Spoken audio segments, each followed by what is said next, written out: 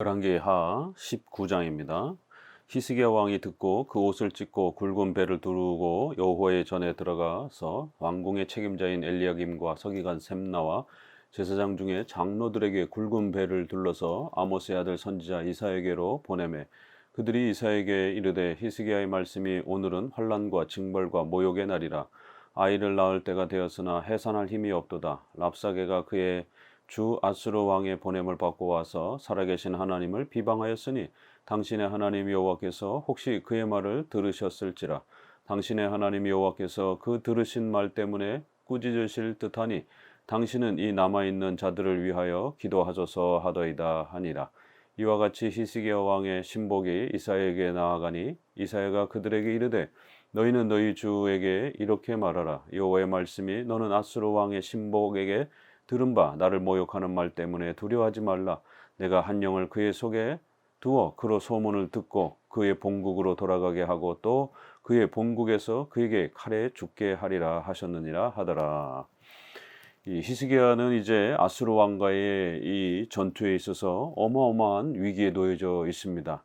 그런데 하나님께서 이 전쟁을 통해서 하나님만이 살아계시고 참되신 유일하신 하나님이심을 또 온 세계에 드러내고자 하는 거룩한 목적 속에서 이 전쟁을 허락하셨기 때문에 히스기야에게 절대로 이방 왕을 의지하지 말고 오직 하나님만 의지하며 전능하신 하나님만 바라보고 힘을 내라라고 일제 또 하나님은 계속해서 위로해 주십니다. 특별히 이제 19장에서는 바로 불가능해 보였던 이러한 거대한 아수르의 이 대제국과의 전쟁에 있어서 18만 5천 명이 하루에 천사에 의해서 죽어나가는 하나님이 죽이시는 그리고 이스라엘을 구원하시는 또 위대한 승리를 안겨주시는 어마어마한 역사를 이제 이 19장이 우리에게 소개를 합니다. 고대 세계의 이 10만, 20만 정도가 되게 되면 대도시에 해당이 될 정도로 인구가 많지 않던 시절이기 때문에 이렇게 20만 가까운 더더구나 군인들이 이렇게 한꺼번에 죽게 되면 나라 전체가 붕괴할 수도 있는 그런 어마어마한 타격을 입는 겁니다. 군인만 20만 명이게 되면 그 지역 자체에 얼마나 많은 이제 아수르 그 민족들이 있었겠습니까?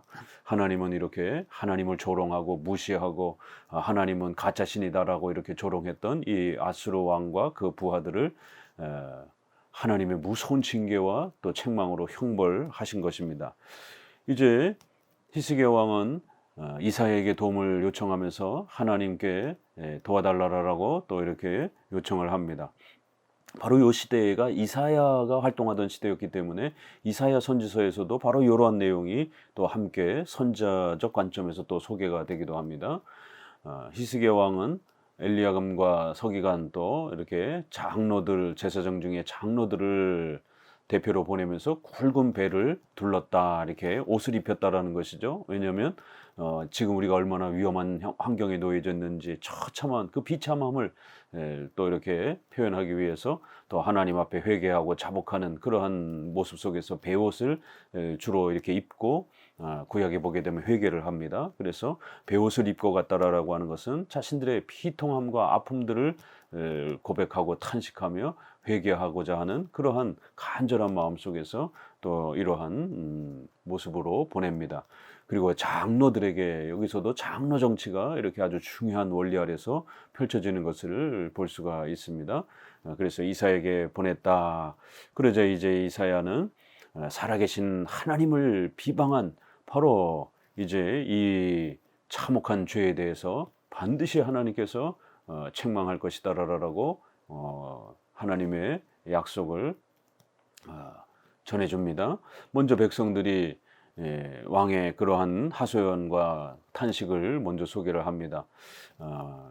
자신들이 지금 죽음에 처한 이러한 그 형편도 분명히 어려운 그 상황이지만 이 4절에 보게 되면 살아계신 하나님을 비방하였으니 당신의 하나님 여호와께서 혹시 그의 말을 들으셨을지라 이렇게 우리의 생명을 구해달라라고 하는 이러한 인간의 이러한 생명을 먼저 요청한 게 아니라 이 악한 자들이 하나님을 조롱하는 이 참혹한 비참한 이 신성모독적인 이러한 그 발언들에 대해서 고통스럽고 괴로워하는 이 신분주의적인 하나님 중심적인 이러한 소중한 고백을 먼저 내어놓습니다. 자신들의 생명보다도 하나님의 명예와 이름이 실추가 되고 조롱받은 것에 대해서 하나님 반드시 여기서 하나님의 또 징벌과 또 형벌을 내려달라고 요청을 하는 것입니다. 그러자 이제 이사야는 여호와의 말씀이 너는 아수르 왕의 신복에게 들은 바 나를 모욕하는 말 때문에 두려워하지 말라. 바로 이 전쟁은 하나님께서 아주 특별한 전쟁으로 그렇게 또 허락하신 것입니다. 바로 아수르 왕의 이러한 거대한 세력이 이스라엘을 침략하도록 허락하시면서도 이 전쟁을 통해서 대군을 한꺼번에 징벌하시고 형벌하시고 죽이시면서 하나님만이 얼마나 위대하신 분이고 살아계시고 참되신 분임을 드러내고자 하는 목적이 있었던 것입니다. 바로 하나님을 모욕한 바로 이것에 대해서 하나님은 아주 무섭게 징계할 것이다라는 거예요. 하나님을 모욕하고 하나님을 조롱하는 것이 얼마나 무서운 벌에 해당이 되는 것인지를 바로 이 전쟁을 통해서 하나님은 우리에게 가르쳐 주시는 것입니다. 바로 3계명에 있는 것처럼 여호와의 이름을 망령되 일컫지 말라. 하나님의 이름이 조롱받거나 무시되거나 하나님의 이름이 깔보어지는 이러한 모든 불신자들의 행위에 대해서 또 더 나아가서는 신자들도 혹시라도 이러한 죄에 빠지게 되면 하나님으로부터 엄중한 책망과 징계를 받을 수 있다는 것을 성경은 우리에게 엄히 경고한 것입니다. 하나님께서 이제 이 전쟁을 어떻게 이루어 가실지를 섭리의 그 놀라운 계획으로 소개를 합니다. 내가 한 영을 그 왕의 마음속에 그렇게 집어넣을 것이고 그래서 그 왕이 결국 친히 전쟁을 참여하려고 오다가 소문을 듣고 다시 본국으로 돌아가게 될 거라는 것입니다. 이건 이제 19장 35절에 보게 되면 18만 5천 명 자신의 군대가 한꺼번에 죽었다라고 하는 이 참혹한 소식을 듣게 되고 더 이상 전쟁을 치를 수 없게 됐다라는 걸 판단하고 다시 본국으로 돌아가게 될 거라는 거예요. 그리고는 본국에 돌아가서 그는 반역에 의한 이러한 또 역사에 의해서 칼에 죽게 될 것이다. 하나님은 이 아수르 왕이 어떻게 죽게 될 것인지 이 전쟁에서 어떻게 패하게 될 것인지를 이렇게 예언해 주신 것입니다. 8절 랍사게가 돌아가다가 아수르 왕이 이미 라기스에서 떠났다 함을 듣고 림나로 가서 아수르 왕을 만났으니 왕이 거기서 림나와 싸우는 중이더라. 아수르 왕은 구스 왕 하가가 당신과 싸우고자 나왔다 함을 듣고 다시 히스기야에게 사자를 보내며 이르되 너희는 유다의 왕 히스기야에게 이같이 말하여 이르기를 내가 믿는 내 하나님이 예루살렘을 아수르 왕의 손에 넘기지 아니하겠다 하는 말에 속지 말라. 아수르의 여러 왕이 여러 나라에 행한 바 진멸한 일을 내가 들었나니 내가 어찌하여 구원을 얻겠느냐. 내 조상들이 멸하신 여러 민족 곧 고산 하란과 레셉과 들라살에 있는 에덴 족속을 그 나라의 신들이 건졌느냐. 하맛 왕과 아르밧 왕과 스발와임의 성의 왕과 헤나와 아와의 왕들이 다 어디 있느냐 하라 하니라. 이제 아수르 왕이 친히 전쟁에 참여하려고 또 이렇게 내려온 것입니다. 그런데 이 애굽 쪽에 있는 남쪽에 있는 구스왕 디르하라가 아수르와 전쟁을 하기 위해서 또 서들어 이 전쟁을 대비를 하는 그런 장면이 나옵니다. 그러니까 이 이스라엘 백성들은 잠시 아수르가 물러갔기 때문에 아수르의 부하들이 이제 이 남쪽에서 애굽 쪽에서 구스 왕이 아수르를 대적하려고 군대를 모집하고 또 나온다라는 소식을 듣고서는 랍사게가 이제 후퇴를 한 것입니다. 그리고는 이제 이 애굽 군대를 아수르 왕이 아주 초토화시킵니다. 결국 애굽 왕도 패배를 하게 됩니다. 그리고는 이제 다시 또 이렇게 이제 전열을 갖춰서 이스라엘로 또 쳐들어오는 겁니다. 그리하여 또 조롱하는 것이에요. 결국 아수르 주변에 있는 모든 왕들도 패했고 결국 애굽의 군대들도 막으려고 왔다가 그 애굽 군대도 전멸하고 이 어떠한 주변의 왕들도 아수르 왕을 대적할 수 없었다라고 하면서 그렇기 때문에 이스라엘도 결국 패할 것이다.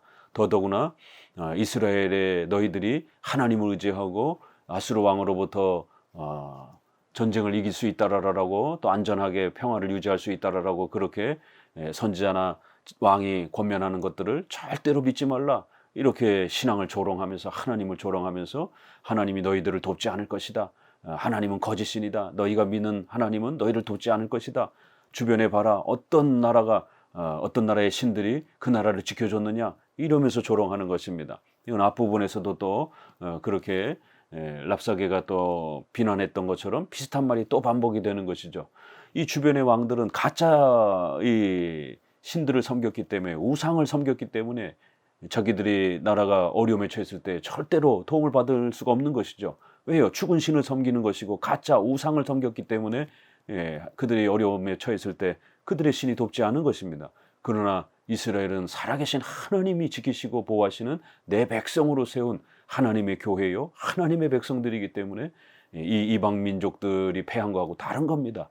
그런데 이 아수르 왕은 하나님이 어떤 분인지 모르기 때문에 하나님을 제대로 알지 못하다 보니까 이렇게 하나님을 조롱하고 깔보면서 과연 하나님이 살아계시냐, 하나님이 과연 살아계시다라면 이스라엘을 도울 수 있는가, 이런 아주 근원적인 신관에 대해서 조롱하고 비웃는 것입니다. 마치 오늘날 우리 주변에 수많은 그러한 불신자들이 우리 신자들을 조롱하고 핍박을 할 때 과연 너희들이 믿는 하나님이 살아계시냐, 과연 너희들의 하나님이 너희를 도울 것이냐, 이런 부분에 대해서 얼마나 많이 조롱합니까?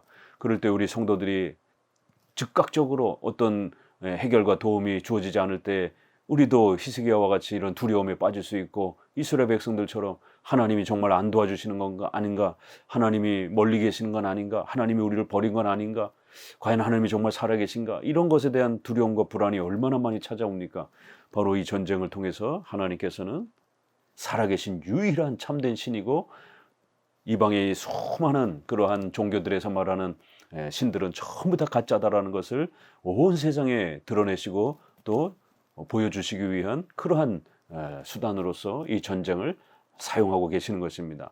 14절, 히스기야가 사자의 손에서 편지를 받아보고 여호와의 성전에 올라가서 히스기야가 그 편지를 여호와 앞에 펴놓고 그 앞에 히스기야가 기도하여 이르되, 그룹들 위에 계신 이스라엘 하나님 여호와여, 주는 천하 만국의 홀로 하나님이시라. 주께서 천지를 만드셨나이다. 여호와여, 귀를 기울여 들으소서. 여호와여, 눈을 떠서 보시옵소서. 산헤립이 살아계신 하나님을 비방하러 보낸 말을 들으시옵소서. 여호와여, 아수르 여러 왕이 과연 여러 민족과 그들의 땅을 황폐하게 하고 또 그들의 신들을 불에 던져 싸우니, 이는 그들이 신이 아니요 사람의 손으로 만든 것 곧 나무와 돌뿐이므로 멸하였나이다. 우리 하나님 여호와여, 원하건대 이제 우리를 그의 손에서 구하옵소서. 그리하시면 천하 만국이 주 여호와가 홀로 하나님이신 줄을 알리다 하니라. 이제 히스기야가 여호와께서 주신 그 약속, 이사야를 통해서 주신 그 약속의 말씀을 붙잡고 이제 성전에 올라가서 하나님 앞에 간절히 기도합니다. 그러면서 그룹들 위에 계신 전지전능한 하나님이시여, 이렇게 그 첫 마디가 우리가 사도신경에서 고백하는 것처럼 전지전능하신 하나님, 이렇게 아주 강력한 신간으로부터 출발을 합니다. 주는 천하만국의 홀로 하나님이십니다. 하나님만이 살아계시고 유일하신 분이십니다. 하나님만이 온 우주 만물을 창조하신, 통치하시는, 전지전능하시고 무소부재하시는, 홀로 존재하시는, 자존하시는, 전능하신 하나님이십니다. 이렇게 하나님은 이 전쟁을 통해서 히스기야에게 또 백성들에게 하나님은 살아계신 유일한 하나님이다라고 하는 이 강력한 신간을 가르쳐 주려고 했던 것입니다. 우리 웨스트민스터 신앙고백, 우리 소요리 문답에서 또 이렇게 사문 5분에서 하나님은 어떤 분입니까? 라고 이렇게 묻고 답합니다. 삼일체 하나님, 그리고 하나님은 유일하신 하나님, 그리고 참되시고 살아계신 전지전능하신 하나님이다 라고 이렇게 우리의 교리 문답에서도 성경 전체에서 창조주 하나님으로서 이렇게 하나님의 전지전능함을 가장 중요한 신앙 고백으로 또 그렇게 소개하고 있습니다. 산헤립이 이렇게 하나님을 조롱하고 비웃고 깔본 이 죄에 대해서 하나님 책망하고 징계하옵소서라고 하면서 간절히 기도합니다. 이방인들이 패한 것은 그들이 믿었던 신이 가짜였기 때문에, 그들은 돌과 나무뿐이었기 때문에, 거짓 신이었기 때문에, 죽은 신이었기 때문에, 그들은 가짜였기 때문에 자신들의 나라를 돌봐줄 수 없었다라는 겁니다. 그래서 그 나라들은 패했다라는 겁니다. 그러나 이스라엘 백성들은 천하만국의 주 여호와가 홀로 하나님이신 줄을 이 전쟁을 통해서 알게 될 겁니다. 바로 이스라엘은 살아계신 참되신 하나님을 믿고 살아가는 것이기 때문에 바로 지금 당장은 18만 5천 명이라고 하는 20만 명 가까이 거대한 대군이 쳐들어와서 이스라엘 백성들이 당장 죽을 것 같고 전쟁에 패할 것 같은 위기를 겪고 있지만 하나님은 이 전쟁을 통해서 놀라운 역사를 베풀어 주시고 온 만방에 하나님은 살아계신 유일하신 분이시다라는 것을 증명하고 드러내실 것이다라고 하는 강력한 신앙 고백을 히스기야를 통해서 또 하나님은 그렇게 또 성경 안에서 우리에게 가르쳐 주고 있는 것입니다. 주 여호와가 홀로 하나님이신 줄을 만방의 모든 백성들이 알게 해 주옵소서. 위에 15절에서도 주는 천하 만국의 홀로 하나님이심을 하나님 알게 해 주옵소서. 이렇게 19장은 하나님만이 살아계시고 참되신 유일한 하나님이다라는 것을 하나님은 이 전쟁을 통해서 반드시 드러낼 것이다라고 하는, 또 깨우쳐 주실 것이다라고 하는 그러한 또 아주 소중한 이 전쟁의 목적이 거듭거듭 히스기야의 기도를 통해서 울려 퍼지고 있습니다. 20절 아모스의 아들 이사야가 히스기야에게 보내 이르되 이스라엘 하나님 여호와의 말씀이 내가 아수르 왕 사네립 때문에 내게 기도하는 것을 내가 들었노라 하셨나이다. 여호와께서 아수르 왕에 대하여 이같이 말씀하시기를 처녀딸 시온이 너를 멸시하며 너를 비웃었으며 딸 예루살렘이 너를 향하여 머리를 흔들었느니라. 내가 누구를 꾸짖었으며 비방하였느냐? 누구를 향하여 소리를 높였으며 눈을 높여 떴느냐? 이스라엘의 거룩한 자에게 그리하였도다. 내가 사자들을 통하여 주를 비방하여 이르기를 내가 많은 병거를 거느리고 여러 산 꼭대기에 올라가며 레바논 깊은 곳에 이르러 높은 백향목과 아름다운 잣나무를 베고 내가 그 가장 먼 곳에 들어가며 그의 동산에 무성한 숲풀에 이르리라. 내가 땅을 파서 이방의 물을 마셨고 나의 발바닥으로 애굽의 모든 강들을 말렸노라 하였도다. 내가 듣지 못하였느냐? 이 일은 내가 태초부터 행하였고 옛날부터 정한 바라. 이제 내가 이루어 너로 견고한 성들을 멸하여 무너진 돌무더기가 되게 하리라. 그러므로 거기에 거주하는 백성의 힘이 약하여 두려워하며 놀랐나니 그들은 들의 채소와 푸른 풀과 지붕의 잡초와 자라기 전에 시든 곡초 같이 되었느니라. 내 거처와 내 출입과 내가 내게 향한 분노를 내가 다 아노니 내가 내게 향한 분노와 내 교만한 말이 내 귀에 들렸도다. 그러므로 내가 갈고리를 내 코에 꿰고 재갈을 내 입에 물려 너를 오던 길로 끌고 돌이키리라 하였나이다. 이제 하나님 앞에 기도하자마자 하나님께서는 히스기야의 기도를 다 알고 있고 듣고 계신다라고 하는 이런 위로를 주십니다. 우리 성도들이 하나님 앞에 갈급하며 간절히 기도하면 이렇게 하나님께서는 우리의 기도에 귀를 기울여 주시고 또 그 모든 기도의 또 내용들을 전부 다 헤아려 주신다라고 거듭 우리에게 이렇게 약속하고 계시는 것입니다. 그러면서 아수르를 책망하는데 그 내용을 보니까 네가 누구를 꾸짖었으며 비방하였느냐? 누구를 향하여 소리를 높이고 이렇게 건방지게 교만하게 거만하게 이렇게 자랑하고 있느냐? 아수르 왕을 꾸짖습니다. 바로 너가 그렇게 거만하게 조롱하고 비방한 것은 바로 살아계신 하나님을 비방한 것이다. 하나님을 비방하고 조롱하고 하나님을 무시하고 하나님을 깔보고 하나님을 인정치 않는 이러한 죄는 하나님 앞에서 가장 무섭게 벌받는 그러한 심각한 죄가 될 것이다라고 성경은 거듭거듭 우리에게 강조하고 있는 것입니다.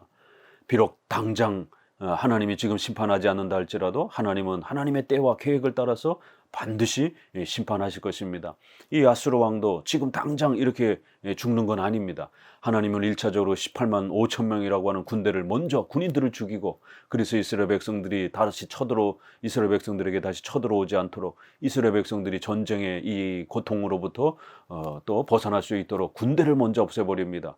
그리고는 이제 사네립은 또 이 전쟁에서 되돌아가고 결국 나중에 반란에 의해서 또 죽임을 당하는 순차적으로 하나님은 이렇게 이스라엘을 보호하기 위해서 강력한 징계를 행하실 것이다라는 거예요. 아수르가 자기가 잘나서 마치 많은 병거를 거느리고 거대한 그 힘을 가지고 경제적, 군사적 또 자기가 똑똑해서 마치 그 모든 권세를 누린 것처럼 애굽의 모든 강들을 자기가 말린 것처럼 세상의 모든 그런 돈이 자기 것인 것처럼 그렇게 거만하게 아주 교만하게 자랑했다라는 것이에요. 내 교만한 말이 내게 귀에 들렸도다 라고 이렇게 하나님이 책망하면서 너가 하나님을 향한 그 분노 하나님이 다 알고 계시고 다 듣고 계신다라는 겁니다. 이렇게 이 모든 아수르의 왕이 전쟁에 승리할 수 있었던 이런 모든 군사적 경제적 힘은 아수르 왕 사네립이 잘나서가 아니라 하나님이 아수르 왕에게 그런 전쟁의 승리를 허락해 주신 것이다라는 겁니다. 아수르 왕 때문이 아니라 하나님이 특별한 목적을 위해서 아수르를 강대국으로 만들어 주셨기 때문에 이러한 전쟁의 승리를 얻은 것인데, 하나님의 이 은혜를 깨닫지 못하고 건방지게 오히려 하나님을 조롱하고 무시했다라는 겁니다. 25절에 내가 듣지 못하였느냐, 이 일은 내가 태초부터 행하였고 옛날부터 그렇게 하나님이 작정하시고 섭리하신 것이다. 이제 내가 이루어. 이렇게 하나님이 다 계획하시고 섭리 속에서 아수르를 이렇게 세우시고 그렇게 아수르를 강대국으로 만들어서 전 세계에 또 영향을 끼치려고 하는 하나님의 계획 속에서 이렇게 나라가 강성한 것이지 절대로 아수르가 잘나서가 아니라는 겁니다. 이제 하나님께서는 너를, 아수르 왕을 경고한 성들을 이제 멸하여 무너진 돌무더기가 되게 함이라. 하나님께서 이렇게 아수르 왕을 세워서 견고한 성들을 깨트리고 그 전쟁에 승리함으로 인해서 제국을 이룰 수 있도록 이렇게 도와주신 결과라는 것입니다. 절대로 아수르 왕이 힘이 높아서가 아니라는 겁니다. 하나님께서는 애굽이 먼저 강대한 국가로 서 있었지만 결국 그 애굽이 결국 망해갔고 결국 아수르 왕을 세워서 또 하나님의 특별한 목적의 수단으로 그렇게 사용하는 겁니다. 그러나 아수르 왕도 하나님 앞에 범죄하여 아수르 제국이 멸망하는 겁니다. 그리고 바벨론이 새롭게 등장을 하면서 바벨론도 약한 나라였지만 결국 거대한 제국으로 커가면서 아수르를 멸망시키는 이러한 하나님의 전 세계를 지배하시고 계획하시고 인도하시는 하나님의 계획 속에서 이 모든 일반 역사도 이렇게 진행해 가는 것이다라는 것을 엄히 이렇게 아수르 왕에게 꾸짖으면서 가르치는 것입니다. 19장은 다시 한번 성경 전체에서 창조주 하나님, 온 세계를 다스리시고 우리 인간의 생각과 말과 행동 모두를 지배하시는 전지전능하신 하나님의 위대함을, 강력한 그 신관을 우리가 붙잡고 살아가야 되는 또 그 이유를 이렇게 하나님은 살아계신 유일한 전지전능하신 하나님이시다라는 것을 더더욱 이러한 전쟁을 통해서 가르치는 겁니다. 29절 또 내게 보일 징조가 이러하니라. 너희가 금년에 스스로 자라난 것을 먹고 내년에는 그것에서 난 것을 먹되 제3년에는 심고 거두며 포도원을 심고 그 열매를 먹으리라. 유다 족속 중에 피하고 남은 자가 다시 아래로 뿌리를 내리고 위로 열매를 맺을지라. 남은 자는 예루살렘에서부터 나올 것이요 피하는 자는 시온 산에서부터 나오리니 여호와의 열심히 이 일을 이루리라 하셨나이다 하리라. 그러므로 여호와께서 아수르 왕을 가리켜 이르시기를 그가 이 성에 이르지 못하며 이리로 화살을 쏘지 못하며 방패를 성을 향하여 세우지 못하며 치려고 토성을 쌓지도 못하고 오던 길로 돌아가고 이 성에 이르지 못하리라 하셨으니 이는 여호와의 말씀이시라. 내가 나와 나의 종 다윗을 위하여 이 성을 보호하여 구원하리라 하셨나이다 하였더라.